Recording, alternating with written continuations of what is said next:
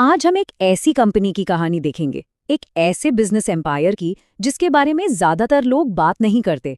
पर ये एक साइलेंट जायंट है, मतलब चुपचाप बिना किसी शोर शराबे के 10,000 करोड़ रुपए की कंपनी बन गई।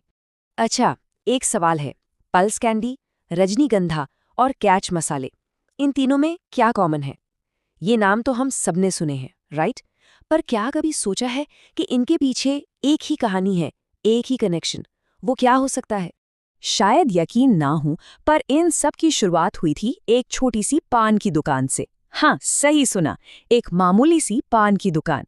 तो सवाल ये उठता है कि भाई ये हुआ कैसे? एक पान की दुकान से इतना बड़ा एम्पायर? चलिए इस कमाल के सफर को करीब से देखते हैं।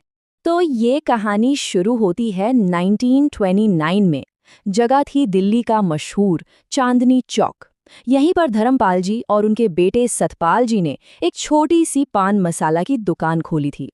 उस वक्त किसने सोचा होगा कि ये छोटी सी शुरुआत आगे चलकर एक बहुत बड़े बिजनेस एम्पायर की नींव रखने वाली थी। अब देखिए, ये दुकान सिर्फ एक दुकान नहीं थी, ये उन बाप बेटे के लिए एक तरह की टेस्ट लैब थी। वो क्या करते थे? अपने ग्राहकों को देखते थे, उनकी पसंद नापसंद को समझते थे और फिर घंटों तक नए नए इंग्रेडिएंट्स के साथ एक्सपेरिमेंट करते थे।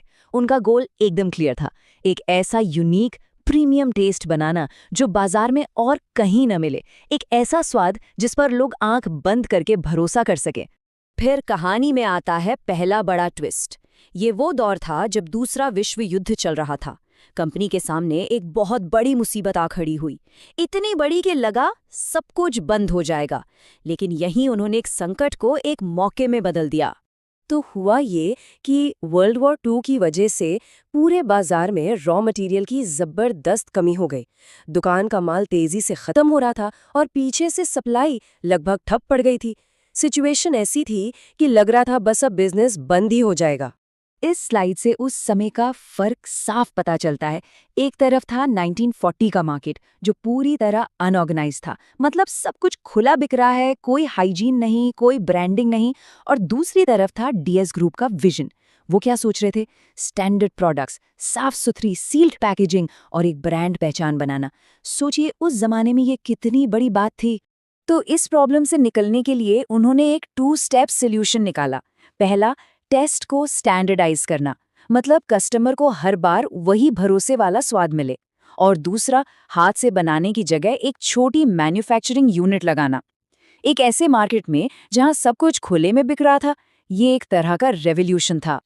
उनकी क्वालिटी को लेकर दीवानगी का लेवल क्या था, इसका अंदाजा एक किस्से से लगता है। कई बार ऐसा होता कि घंटों की मेहनत से एक पूरा बैच तैयार होता, लेकिन धर्मपाल जी आते, उसे सिर्फ सूंघते और कहते, नहीं, इसमें वो बात नहीं है, ये मार्केट में नहीं जाएगा, और पूरा का पूरा बैच फेंक दिया जाता था। मतलब क्वालिटी से जीरो कॉम्प्रोमाइज, क्योंकि वो जानते थे कि वो सिर्फ एक प्रोडक्ट नहीं, एक ब्रांड बना रहे हैं। तो क्वालिटी पर फोकस करने के बाद अब कहानी एक नए पड़ाव पर आती है। एक ऐसा दौर जहां एक आम से प्रोडक्ट को एक लाइफस्टाइल सिंबल बना दिया गया। साल था 1983 और प्रोडक्ट था रजनीगंधा। इसके लॉन्च के साथ ही उन्होंने सिर्फ एक और पान मसाला नहीं बेचा, उन्होंने पूरी की पूरी कैटेगरी की इमेज ही बदल कर रख दी।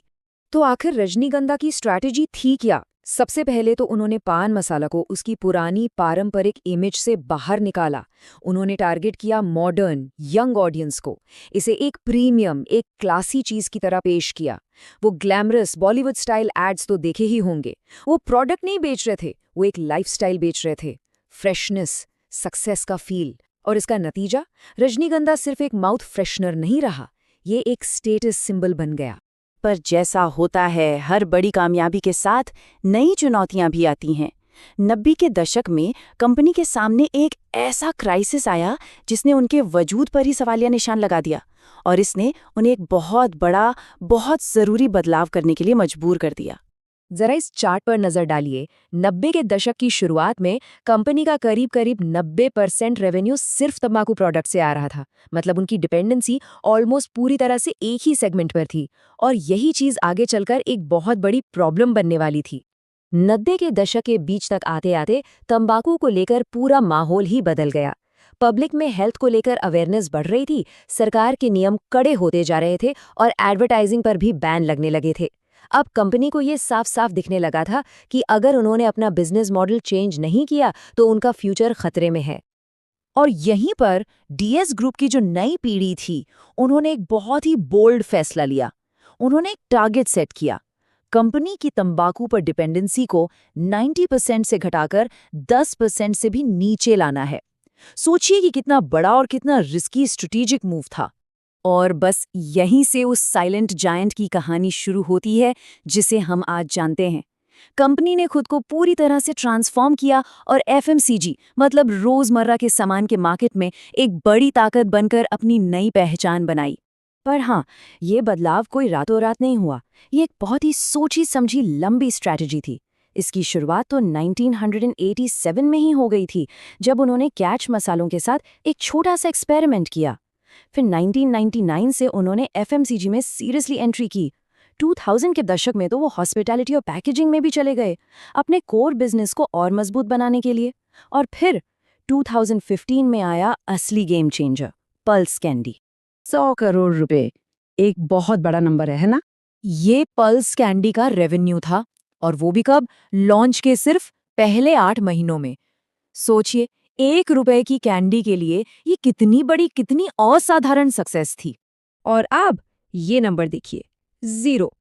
ये वो पैसा है जो इस 100 करोड़ की कमाई के लिए एडवर्टाइजिंग पर खर्च किया गया। हाँ, 0, एक भी रुपया नहीं। ये जो अविश्वसनीय ग्रोथ थी, ये पूरी की पूरी सिर्फ वर्ड ऑफ माउथ से हुई। इससे बड़ा प्रोडक्ट की क्वालिटी का सबूत और क्या हो सकता है? और ये है आज की तस्वीर। ये चार्ट साफ साफ दिखाता है कि उनका ट्रांसफॉर्मेशन कितना कामयाब रहा। अब फूड एंड बेवरेजेस का हिस्सा है 42%, माउथ फ्रेशनर का 38%, और तंबाकू, जो कभी 90% हुआ करता था, वो अब सिर्फ 10% पर आ गया है। मतलब उन्होंने अपनी पूरी की पूरी पहचान ही बदल डाली। तो आज की डेट में डीएस ग्रुप कहाँ खड़ा है? 10,000 करोड़ रुपए का टोटल रेवेन्यू, करीब 15 लाख दुकानों का एक बहुत बड़ा नेटवर्क, और तंबाकू का रेवेन्यू शेयर सिर्फ 10%। पर कहानी यहीं खत्म नहीं होती। उनका अगला लक्ष्य है 2030 तक इस नंबर को डबल करना, मतलब 20,000 करोड़ रुपए तक पहुंचना।